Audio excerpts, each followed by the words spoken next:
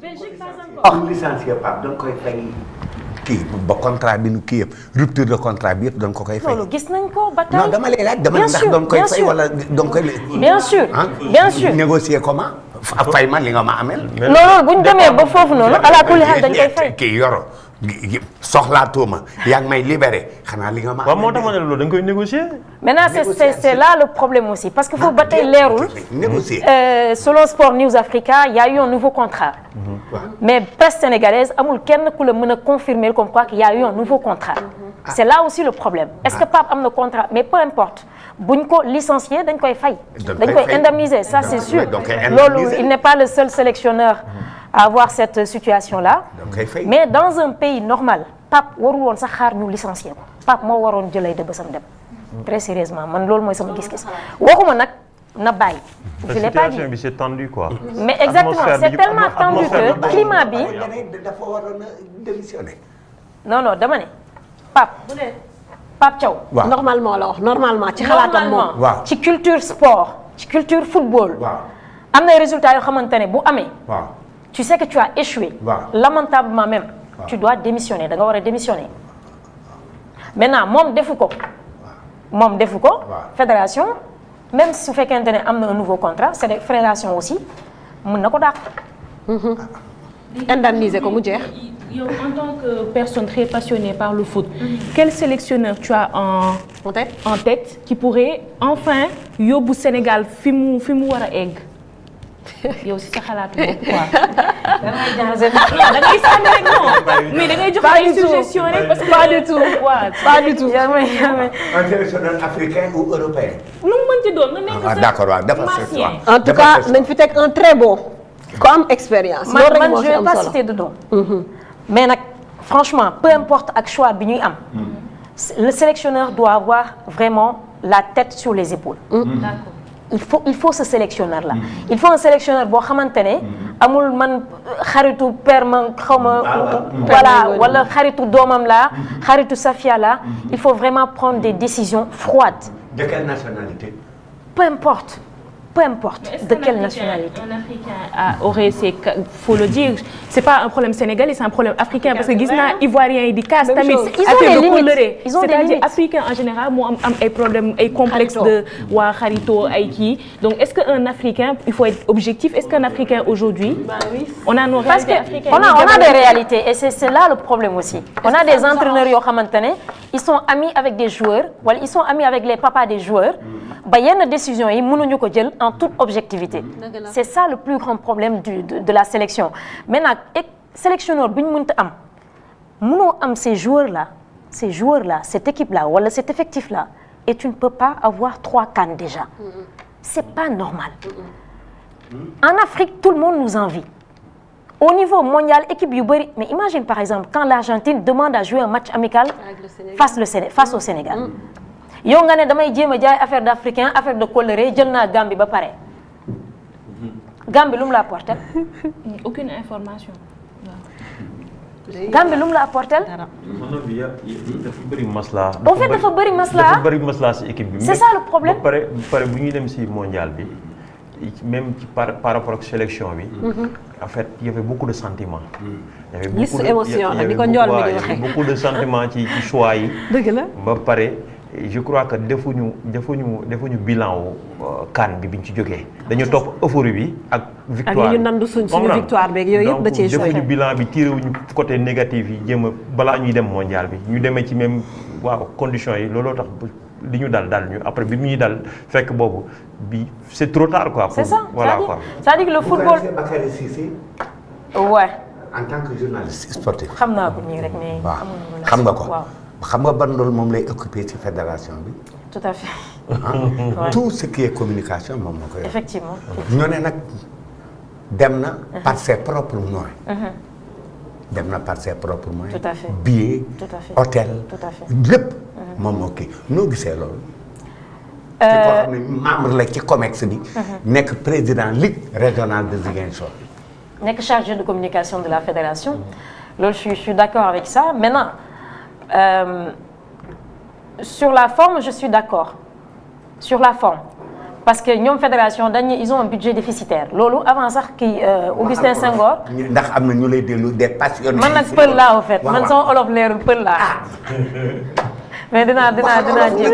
ay passionné football ñu ngi. man yi xam nga li passionné instant yi bëgg nga koo andi ay problème rek. waaw d'accord da ngay wax wolof. waaw d'accord léegi pour cas Bakary bi. pour cas Bakary bi. voilà ñëwal foofu.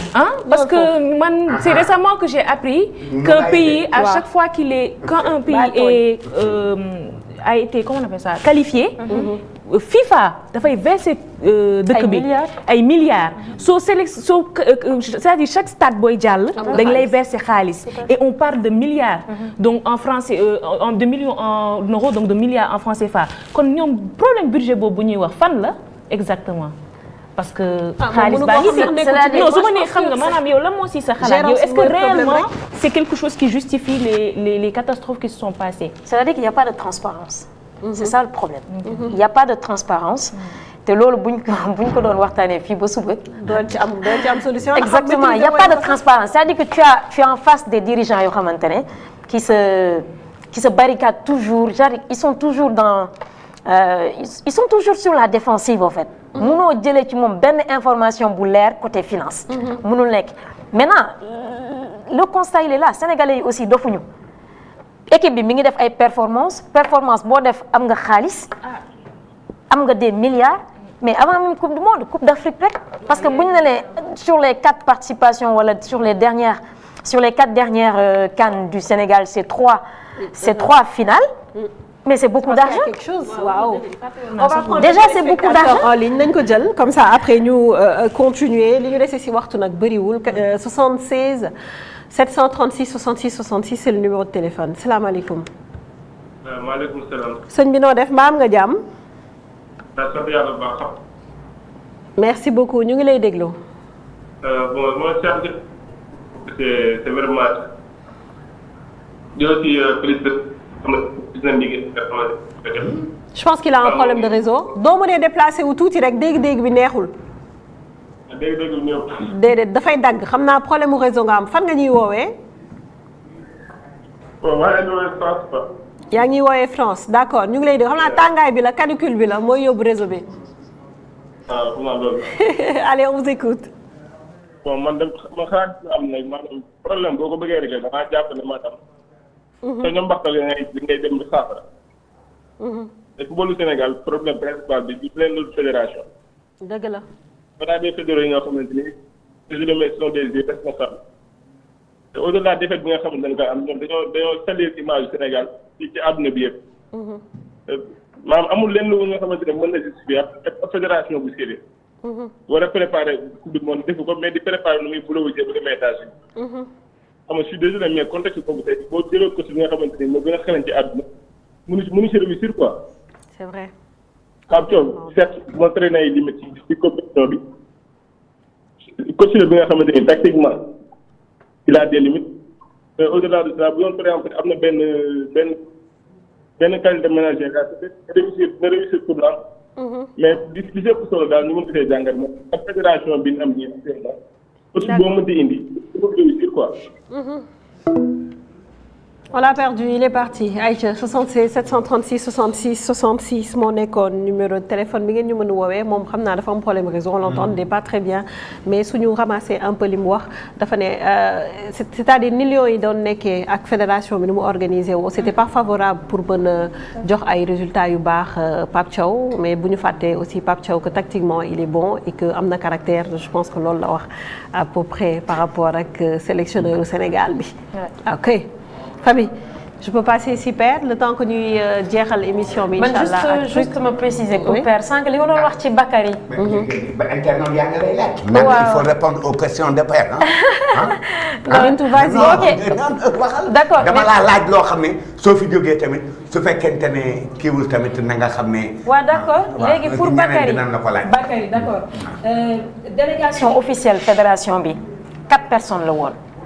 même bu fekkente ne moom il fait partie mi ngi ci comité directif bi exécutif bi COMEX bi fédération dafa ne 4 membres ñooy dem maanaam ñooy mooy délégation officielle en tout cas note d'information looloo ci lañ publier voilà muy président Abdoulaye Fall secrétaire général bi Abdoulaye Seydou Sow waaw secrétaire général bi premier vice-président bi ak deuxième vice-président fédération bi ñoom kat ñoo waroon bokk ci fédération bi maanaam kenn koo xamante ne voilà dafa bëgg dem coupe du monde su la neexee nga dem si tu as les moyens mais en tout cas il ne faisait pas partie de la délégation bokk ci délégation bi loolu laa bëggoon laaj loolu c'est normal merci beaucoup Bintou dinaa ñëwaat ci yow léegi may ñu détendre tuuti encore bu ñu stressé bu ñu yokk stress. damay laaj dama bëgg a xam. ayca Yoro ñëwal ñu ci xarit tuuti waaye ndax ñu déstressé parce que ñii père ki ñu fi invité mu bëgg la sonal bëgg la xoxatal di laaj ci ay questions pièges. xam na ne membre la baal jàmbur ci kër gu neex ANPS. yow mii nii man waaw bàyyi ma. Yoro moo tax duma la gis ci groupe WhatsApp bokku ci tamit man background laay def. bokku ci bokku